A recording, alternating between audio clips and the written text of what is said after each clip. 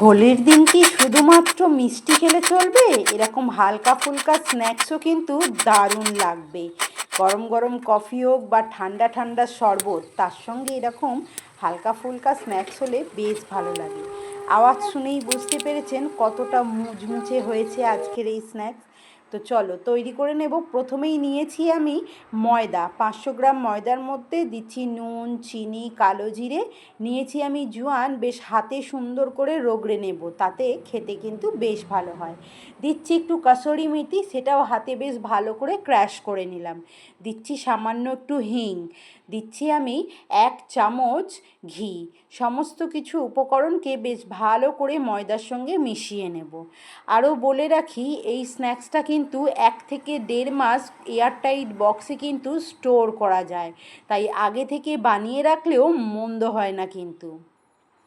বেশ সফট করে একটা ডো তৈরি করে নিয়ে 10 মিনিটের জন্য রেস্টে রেখে দিলাম আটাটা সেট হওয়ার জন্য। 10 মিনিট পর আমি এটাকে একটা বোর্ডে তুলে নিয়ে বেশ ভালো করে একটু রোল মতো করে নেব।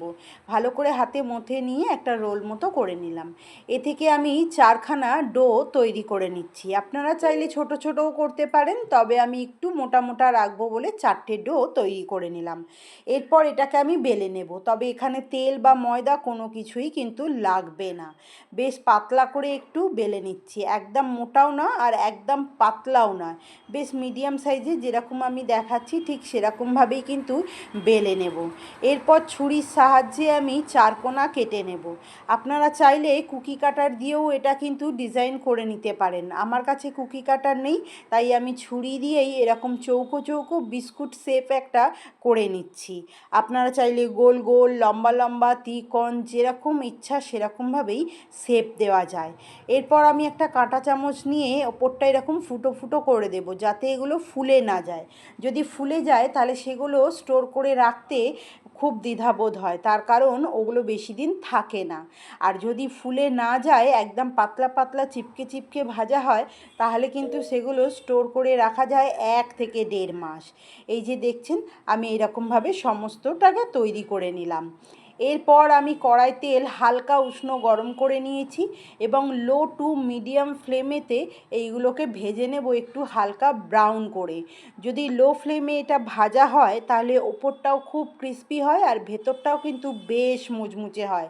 আর যদি হাই আঁচে আমরা ভেজে নিই তাহলে গরম গরম খেতে তো ভালোই লাগবে, কিন্তু ওপরটা কুকড হবে, ভেতরটা কুকড হবে না, তাই সেক্ষেত্রে স্টোর করা যাবে না। তাই লো ফ্লেমেতেই আমরা একটু ভেজে নেব। এই ভাজাটাই হচ্ছে একটু ধৈর্য ধরে ভাজতে হবে।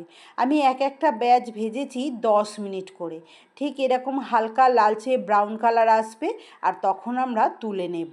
বেশ নাড়াচাড়া করে আমি তুলে নিলাম নিমকিগুলো।